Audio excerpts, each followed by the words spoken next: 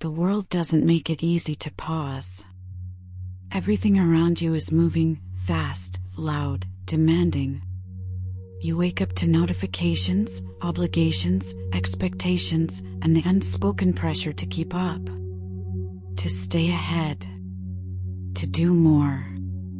Even on the days when your body is screaming for rest, your mind whispers, "You can't stop now. You'll fall behind." You feel like if you pause, the whole world will pass you by, that you'll be forgotten, that your worth will quietly expire in the silence. So you push. You keep showing up even when you're running on fumes. You keep performing strength even when you're crumbling inside. You tell yourself, just one more thing, just one more day.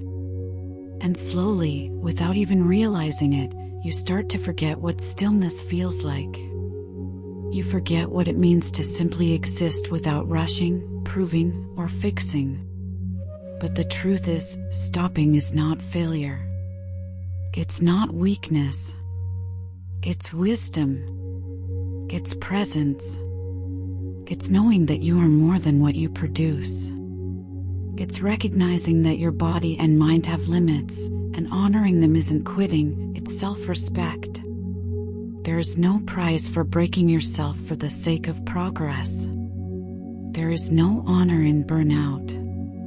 Pausing doesn't mean you're falling behind, it means you're giving yourself space to breathe, to recalibrate, to remember who you are outside of doing.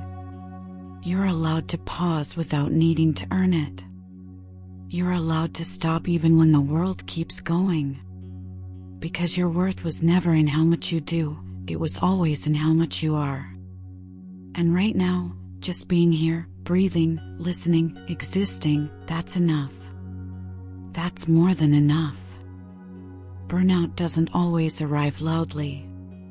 Sometimes it creeps in quietly, like a fog that settles over everything. You don't notice it at first. Maybe you just feel a little more tired, a little more irritable, a little less present. You tell yourself it's just a bad week, that things will feel better once you get through this deadline, this conversation, this season. But slowly, your spark begins to dim. The things that once brought you joy now feel dull. You start forgetting things, even little ones, like what you walked into the room for. You wake up tired even after a full night's sleep. Your body feels heavier. Your mind is slower. You start canceling plans not because you don't care, but because you don't have the energy to care. And emotionally, it's like you're on autopilot, numb in places where you used to feel deeply, tense in places that used to feel soft. You don't cry, not because you don't want to, but because you don't have anything left to release. You're not falling apart visibly, but inside, it's like you're unraveling one invisible thread at a time. Burnout is not just physical exhaustion. It's emotional depletion. It's the soul saying, "I can't keep doing this like this." And yet, instead of slowing down, we often push harder, we blame ourselves, shame ourselves, tell ourselves we're just being lazy or dramatic. But the truth is, needing rest doesn't make you weak, it makes you aware. Needing to pause doesn't mean you're failing, it means you've been running on empty for far too long. That tiredness that sleep can't fix? That's not just fatigue, that's your spirit calling out for stillness. That's your body asking you to stop abandoning it. That's your heart begging for space to be heard again. And no, you don't have to wait for a breakdown to take a break. You don't need to prove how strong you are by holding everything together in silence. The need to pause is not a flaw, it's a signal.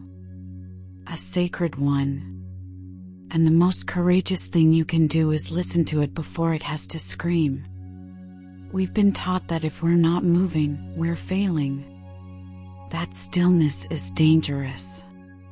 That if we pause, even for a moment, we'll fall behind our peers, behind expectations, behind who we were supposed to become. So we fill every gap with noise, every moment with movement, every breath with obligation. We convince ourselves that our value is tied to our momentum, that worth is measured in how much we get done, how many things we say yes to, how well we keep up. But that's not the truth. That's the illusion of a system that doesn't honor humanity. The truth is, you are not failing when you stop. You are not falling behind when you rest. You are not wasting time when you sit in silence. You are healing. You are realigning. You are remembering what matters. You are being. And being, on its own, is enough. Pausing is not the absence of growth, it's the ground it grows from. In the quiet, you get to hear your own voice again. In the stillness, you get to notice what you've been running from. Pausing isn't laziness, it's wisdom. It's saying, I trust myself enough to slow down. I trust that the world will keep spinning without me. I trust that I don't have to earn my worth with exhaustion. And maybe that feels foreign. Maybe it feels uncomfortable to stop and not immediately justify it. But give yourself a moment, not to be productive, not to be useful, but just to exist without demand. Say it softly if you need to, my value doesn't decrease when I rest. Say it again until your nervous system starts to believe you. I am allowed to slow down and still be worthy. This isn't giving up, this is coming home. And sometimes, the most powerful progress you'll make is the moment you finally choose peace over pressure. There are things you can only hear when you're still. Truths that whisper too softly to rise above the noise of a life lived in constant motion. When you finally pause, even for just a moment, the rush begins to fade, and what's been buried beneath your busyness gently starts to rise. Clarity doesn't always show up as lightning. Sometimes it arrives as a breath you didn't realize you were holding. Sometimes it's the sudden awareness that you've been living on autopilot, disconnected from your own body, from your needs, from the small joys you used to notice. When you pause, the fog begins to lift. You begin to remember who you are underneath the pressure, the expectations, the noise. The softness returns. The tenderness you've had to hide. The voice inside you, the one that's quiet but wise, gets a chance to speak. And for the first time in a while, you can actually hear it. Rest isn't just about recharging, it's about remembering. Remembering that you are more than your output. That you are more than how efficiently you perform. That you are not here to survive your life. You're here to live it. And in the pause, life speaks. You reconnect with what matters. You notice the way the air feels against your skin. You start to hear your own breath again. You start to feel your body not as a tool for productivity, but as a home. A sacred place deserving of care, gentleness, and attention. In the stillness, things become clear. The friendships that drain you, the dreams you've neglected, the emotions that need tending. You begin to see what needs to stay and what you're finally ready to let go of. You begin to feel again, really feel, and even if that feeling is painful at first, it's real. It's alive. And aliveness, even when it aches, is the beginning of healing. You are allowed to begin again, gently. After the pause, after the silence, after the exhale that reminded you how tired you really were, you're allowed to start over. Not with urgency, not with pressure, but with softness, with grace, with small steps. You don't need to leap back into who you were or who you think you're supposed to be. You can ease into yourself again, like stepping slowly into warm water.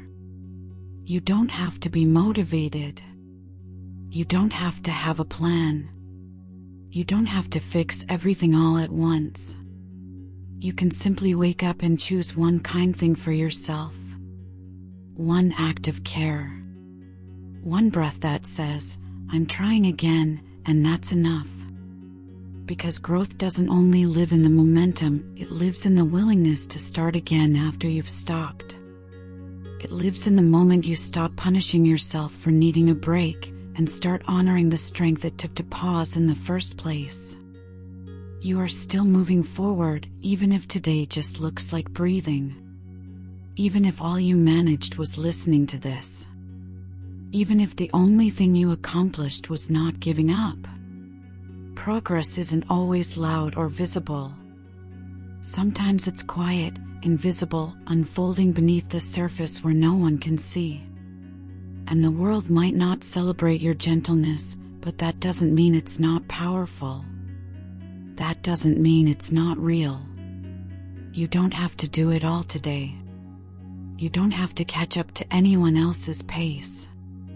You don't have to outrun your own exhaustion. You are not on anyone's clock. Your healing, your journey, your return to yourself, it gets to be slow. It gets to be soft. It gets to be yours. And every time you choose to return, not in shame, but in love, you're rewriting the story. You're reminding yourself that your worth was never in how fast you moved, but in how gently you were willing to come back.